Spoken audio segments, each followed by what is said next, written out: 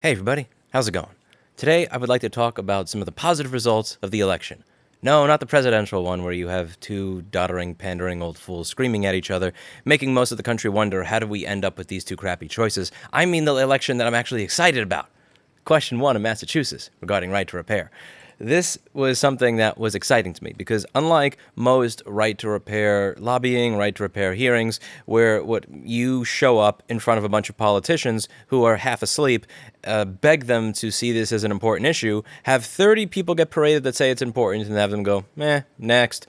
This is something where normal, everyday people actually have a say in the law. So rather than having to go to senators and congresspeople and representatives and so on and so forth, only to be ignored as lobbyists have robust conversations with them afterwards, this is actually on the regular ballot, meaning that normal people like you or I, if you live in Massachusetts that is, could vote. As you're voting, for the senators and congresspeople and the president, over there it's going to be right to repair. Yes or no? How do you vote? And as you can see here, it was approved by a landslide. 2.2 million votes in favor, 734,000 votes against.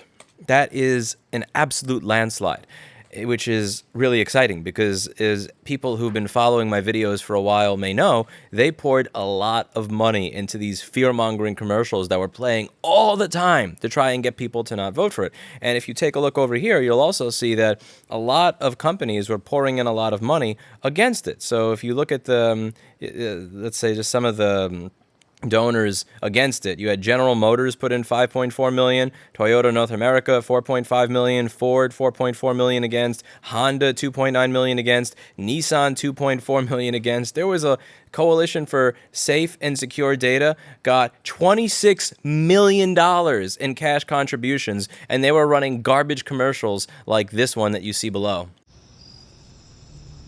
If question 1 passes in Massachusetts, anyone could access the most personal data stored in your vehicle. The Federal Trade Commission warns your address could be paired with your garage codes to give easy access to your home. Domestic violence advocates say a sexual predator could use the data to stalk their victims. Vote no on 1. Keep your data safe. If question 1 passes in Massachusetts, anyone could access the most personal data stored in your vehicle. Domestic violence advocates say a sexual predator could use the data to stalk their victims. Pinpoint exactly where you are, whether you are alone. Even take control of your vehicle. Vote no on 1. Keep your data safe. Where they're implying that if this passes, then you're going to get your home is going to be burgled, or you're going to get raped in a parking lot, and all sorts of ridiculous nonsense. And what this shows me is that when you hand the decision-making process over to the actual citizens and bypass the garbage middleman of Congress, what you get is a positive result. So they put in tens of millions of dollars into scaring the general public into thinking right to repair is a bad thing. And in spite of that, all of that money, that $25 million, was flushed right down the drain because normal voters are not convinced by robust conversations. Normal voters, it's easy to bribe one politician. It's difficult to bribe the entire state. And what this means is that people, normal, average, everyday people, are rejecting the anti-right to repair narrative, which is something that I find very interesting because when I went to lobby in Massachusetts last year, you had one lobbyist say this. This legislation has been filed in over 21 states, and no state has passed this legislation, and that's for a reason, including several of your neighboring states which have looked at this, including Vermont, which I know was mentioned earlier, but I think it's worth noting that they conducted a 4-month task force, and ultimately that report resulted in no legislation being filed the next session. To which I responded with this. And the last excuse that I heard was, this has been denied in every state, why Boston? Why Massachusetts? Wouldn't that have been a great attitude to have 250 years ago? That's it. Thank you for your... Thank you for your testimony. Any questions from the members? There is an overwhelming chorus of applause in the space because they know that that what she is saying is untrue, that this whole idea that it hasn't passed in any state, that's not because it's not the will of the people, it's because it's not the will of the politicians, which is a very different thing. Which is why in the United States, whether it's Democrat or Republican, there's always some sort of like 15 to 20% approval rating of Congress, if even. One thing that I remember Kyle Kulinski of Secular Talk saying, and he's considerably more left than I am, but I agree with him 100% on this, is something along the lines of, I would rather that people who have the opposite political views of me are allowed to vote on issues I care about than politicians that share the Democratic political party. I trust people that disagree with me on everything to make better decisions for the country than professional politicians. And I think it would be cool if we were able to see more of just basic issues like this being put in the hands of the people rather than through the middlemen. Because what we do now is we vote for a politician that says they care about X issue, but then we need to trust them to actually do something about X issue or vote on X issue. So there's always room for screwery there. Whereas if the people are just asked a question on direct ballot, then you're bypassing the middleman. You actually there's some faith restored in the democratic process. Now, again, to be clear, this only covers automotive. This does not cover anything related to consumer electronics. This is not going to help me get an ISL 9240 so that I could fix Macs that are not charging after 2018. This is not going to help me get a CD3217 so I can fix 16-inch MacBook Pros if the USB-C charging port is not working. This is not going to get me better access to schematics. This is not going to give me access to the tools that are used to pair a camera to the board of an iPhone or anything like that. However, this is still an important step. Even if this doesn't help me specifically, a right to repair win for a colleague or an ally in a similar industry is still a win for us because it shows that momentum is there. And each time right to repair makes a bit of progress and the world doesn't end and cars don't start exploding and going Skynet and people don't start getting raped in their homes because evil serial killers are hacking the garage door openers and stupid shit like that, the more the opposition lobbyist arguments fall flat. So if you get right to repair for automotive and the world doesn't end, when they start making all those arguments about hacking, security, rape, safety, blah, blah, blah, and shit blowing up, then we can say, no, look, this has been passed for 2 or 4 years. Nothing bad has happened. That argument is bullcrap.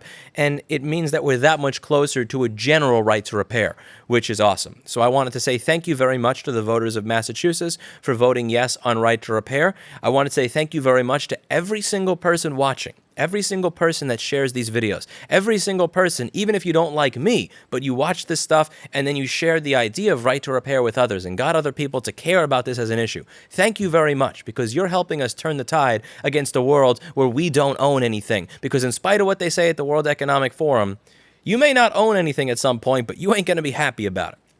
That being said, at the end of it, I also wanted to say again, thank you very much to everybody who has contributed to the Wiki project at wiki2.rossmanngroup.com. As I've mentioned in prior videos, I'm trying to create something that allows people to repair the products I repair with a similar level of proficiency to the techs at our store without actually having that skill set already. I want to give you as much knowledge and as much training as possible in one area. So here you can see at wiki2.rossmanngroup.com, which I'm going to leave a link to a Discord down below where we have some development channels for it.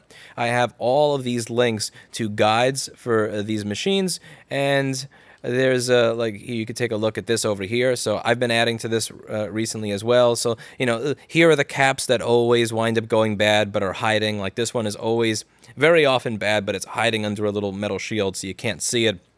If your charger is stuck at 5 volts, if you're getting a question mark folder, here the V is to check. On this, if it's running really slow and you don't know why it's running slow, here's the transistor that's always hiding that you can barely ever see, and so on and so forth. And also, I'm putting guides on how to clean boards because when shops get ultrasonic cleaners, they tend to use them wrong and actually wind up destroying the boards.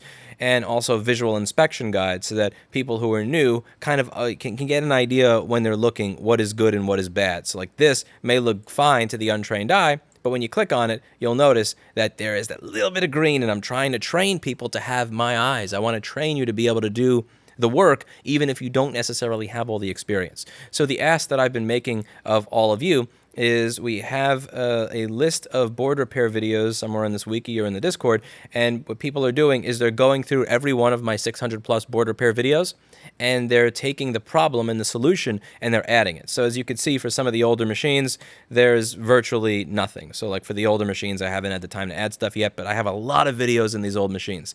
So if you want to help and contribute to people being able to fix these products, if you're able to add from either your own knowledge or from my videos, I would genuinely appreciate it, because this is going to help a lot of people during this time add some income to their repair business when they are hurting, and it's also going to help people who have a product that broke that they can't afford to fix or with us, or they can't afford to replace, to fix their own device and save money during a time of economic hardship. This project is really coming along, and I just wanted to say thank you very much to every single one of you that's helped it by taking content from my board repair videos, many of which have not yet been included in this wiki, taking the stuff out and putting it in here. This is going to help a lot of people. I really want to dispel this bullshit garbage myth that's been around for a long time, which is that if you make public the way that you do your job or how to do your job in this industry, that it will lead to decreased revenue. I'm confident that our company will continue to succeed in spite of us showing as many people as possible how to do this. I've actually made it a policy at my business at this point that every single time someone fixes a board, any technician here, they need to send me the log of what the issue was exactly and what they did, so that I can add to this myself with the knowledge of my entire staff. I want all the information that's in the brains of all the techs that work at my store to be made public on here for all to see, and I'm hoping that when people see that my business continues to flourish in spite of me doing this thing that's supposed, people 5 years ago said is to going to ruin you, that it will then encourage more people to share this information and realize that it's the implementation of your business that matters, not necessarily how you fix a board, that is going to define whether your business is successful. That's it for today, and as always, I hope you learned something. I'll see you all in the next video. Bye now.